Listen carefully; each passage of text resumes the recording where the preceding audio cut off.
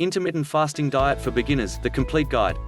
This guide will take a beginner through the basics of why to start intermittent fasting, how to start an intermittent fasting diet, and incorporating it into your routine. I'd like to preface this article by saying that I've recently received my own personalized DNA report from 23andMe, and then submitted it to Dr. Rhonda Patrick's genome analysis tool for another comprehensive report which comes from querying one's DNA through a large research database. The report actually showed that my DNA favors the use of intermittent fasting 16+ hours, in conjunction with the use of resveratrol, grapeseed extract, red wine and other sources, and an exercise regime which includes high-intensity interval training, and low-repetition heavy weightlifting. Funny, that's exactly what I have felt naturally included to do over the past 5 years. I've simply begun supplementing resveratrol, and needless to say I'm super excited to learn that intermittent fasting, HIIT cardio, and heavy weightlifting are encoded into my DNA, as being shown with emerging genome research and technologies. Now let's learn more about what intermittent fasting is. What is intermittent fasting? Quite simply, intermittent fasting, if also known as time-restricted eating, is a method of consuming food within a certain time frame window each day. The application of IF essentially puts your body into a fasted state, in turn a catabolic state, a state of breaking down larger molecules into smaller ones within the body. You may be breaking down fats into fatty acids, proteins into amino acids, even glycogen or other sugars down into glucose. Generally speaking, the goal of IF is to optimize catabolic activity and anabolic activity. During the fasting window, you are in an elevated state of fat burning. Other benefits include increased growth hormone, meanwhile insulin levels are low and fat handling is optimized because in theory, fats in the body are transported and stored as triglycerides, the breakdown of fats into fatty acids. How to start intermittent fasting? Firstly, let's cover the basics of IF and how to start intermittent fasting effectively and make it sustainable, starting by addressing the typical problems people face. It's important to note that a staple of intermittent fasting is hydration. You absolutely must hydrate throughout the day and while fasting, beyond the amount of water you would normally drink.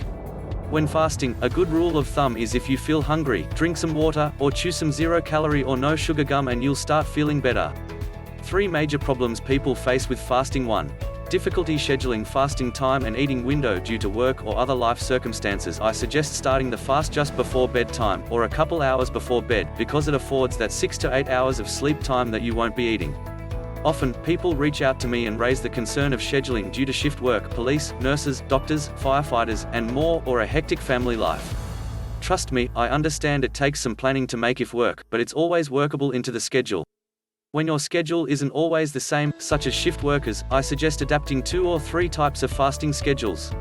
For instance, you can focus on fasting at least 18 hours on the days when it works best for your schedule, and back off to 14 hours, or 16 hours on days when it's not convenient. You can set up Fast Day A, which is according to a certain shift time or family time, then Fast Day B, and Fast Day C, each with a different scheduling approach. What I'm getting at here is not to throw the baby out with the bathwater. Just because your fasting days aren't always the same, don't give up hope on IF with the notion that it doesn't work for your schedule. Make it work. If you're serious about getting results, you will find a way, and after all it is called intermittent fasting.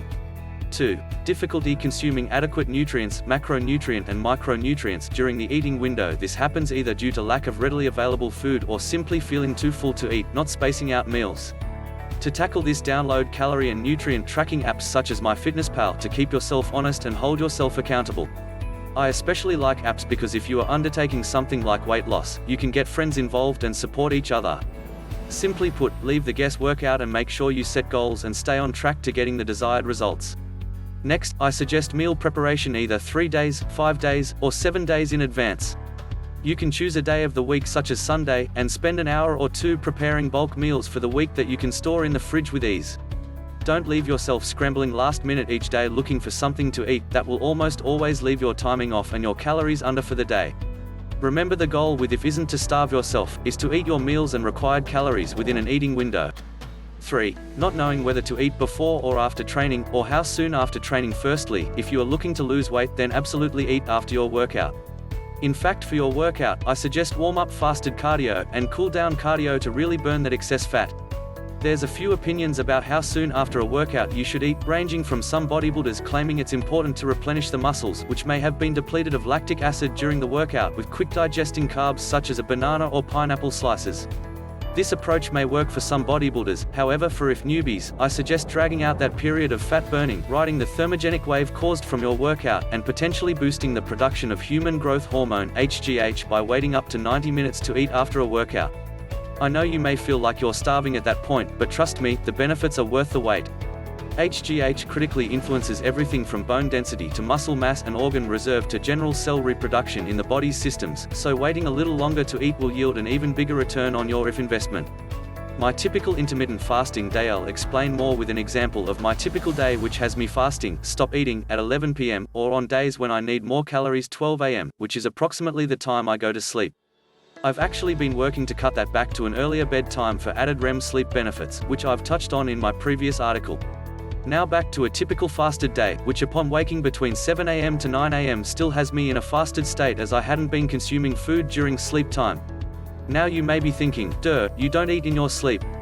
However, there have been times when I wake up in the middle of the night on non-if days and consume easily digestible proteins, such as cottage cheese, which digests very easily, for me at least, while sleeping and offers up many benefits in terms of protein synthesis. For the purposes of this article, we need not get into this particular regimen, so let's get back to the typical day. I continue in the morning fasting by either consuming only water, or if I do have morning coffee, it will be black if I want to be 100% sure I remain in a fasted state. Before moving on, I would like to address the fact that this is a hot topic in the intermittent fasting, time-restricted eating and biohacking community. The debate is whether or not having something such as MCT, coconut oil in coffee would bring one out of a fasted state, and it goes beyond that to whether or not even black coffee would kick someone out of their fasted state. My personal opinion is that the body evolves over time, and if one has been practicing it for several years, their body has adapted to certain learned, programmed behaviors. In my case, I've gone the route of just water when I began fasting, to then a few years later applying the MCT oil approach, to several years later being able to have small amounts of butter, cream, or cane sugar and not having a feeling that I've broken fast.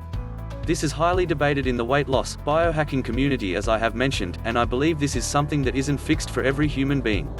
The general rule that floats around is to remain below 35 calories to remain in a fasted state. However, again, this is up for debate as our genetics vary, as I indicated at the beginning of this article. The takeaway here is to start intermittent fasting strictly with water to be sure you aren't breaking fast, then stay in tune with your body and refine your mind-body connection as time goes on to determine how you feel and what your body requires. Back to the day. I will either have just water, or some form of coffee until I break fast at either 3 p.m, or I'll often wait right up until 6 p.m. If you recall, my fasting begun from when I stopped eating the day prior, 11 p.m. or 12 a.m. same day, and begun eating between 16 hours to 18 hours later. I've made a couple videos on YouTube explaining that the ideal starting point for fasting is 16 hours, however if you're really new to it, it's fine to start with 14 hours for the first few days to a week. During my eating window on a fasted day, the amount of calories varies depending on if I've exercised that day or not. It's also important to note that my goals are not to lose weight at this point, but to gain lean muscle. If one is looking to lose weight, the best use of intermittent fasting is to exercise fasted in order to burn up those fat deposits as energy.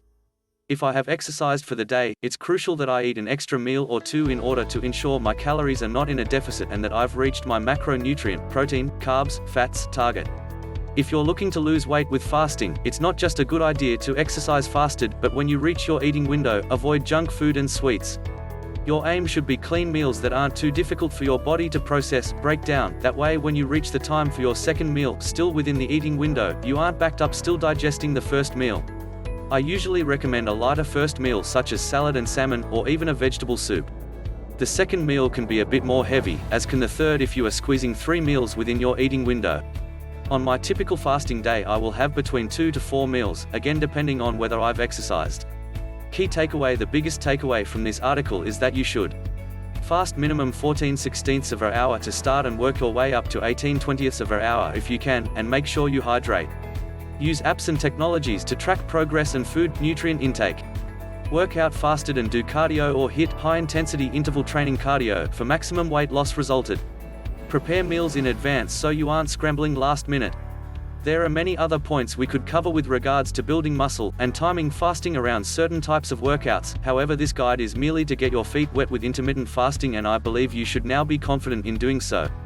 As always, if you have any questions, feel free to reach out to me, where I post holistic health content, and more.